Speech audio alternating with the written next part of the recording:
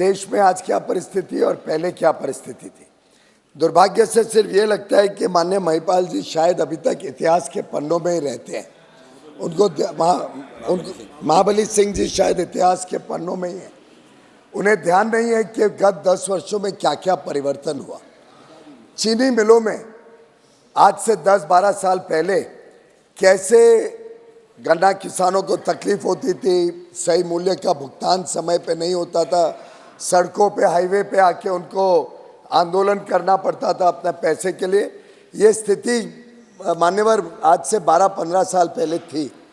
प्रधानमंत्री नरेंद्र मोदी जी ने 2014 में जब सरकार की कमान संभाली तब उन्होंने पूरे चीनी के व्यवसाय में, चीनी के उत्पादन में, गन्ना के उत्पादन के पूरे विषय को बहुमुखी सोच के साथ अपने दूरदर्शी परिणाम को सामने रखते हुए कई सारे कदम उठाए।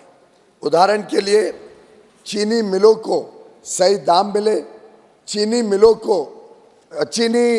का जो ऋण था उस ऋण को किस प्रकार से लंबे समय दे के उसको समाप्त किया जा सके। गन्ना किसानों की भुगतान करने के लिए चीनी मिलों के पास जो पैसे का अभाव रहता था उसको पूरा करने के लिए इथेनॉल को प्राथमिकता दी गई। कहाँ उस समय मात्र 1% पेट्रोल में इथेनॉल की मिक्सिंग ब्लेंडिंग होती थी, आज वो बढ़कर 12% हो गई है। एक 1200% एक प्रकार से वृद्धि हुई है।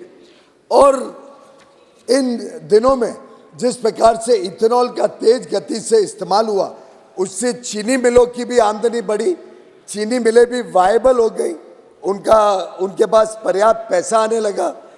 और उसी के कारण आप देखेंगे कि गत कई वर्षों से 99% भुगतान समय पे होता है। कोई किसान का आंदोलन देश में किधर देखने को नहीं मिलता है। मैं आपको अगर आंकड़े दूं तो 2013-14 में कुल जो केन का भुगतान था वो 57,000 करोड़ रुपए था और केन ड्यूज 2-3 साल बाद दिए जाते थे। हमारी सरकार आने के बाद अगर 2022-23 का आंकड़ा देखें तो केन का उत्पादन, गन्ने का उत्पादन भी लगभग 1.5 गुना हो गया।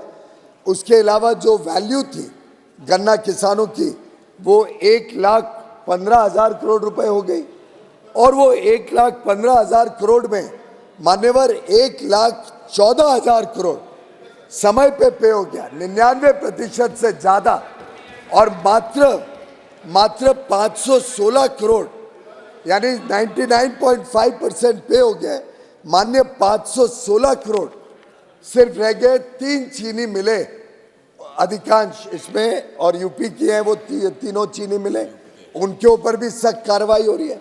ये जो बात है कि गन्ना किसान को भुगतान में तकलीफ, इस पे जिस प्रकार से प्रधानमंत्री नरेंद्र मोदी जी ने प्रहार किया, जिस प्रकार से उनकी आमदनी बढ़ाने के लिए कई सारे कदम उठाए, जिस प्रकार से उनको समय पे आज पूरा पैसा मिलता है, उसके कारण प्रोडक्टिविटी, उत्पादनता भी बढ़ी है गन्ना किसानों की।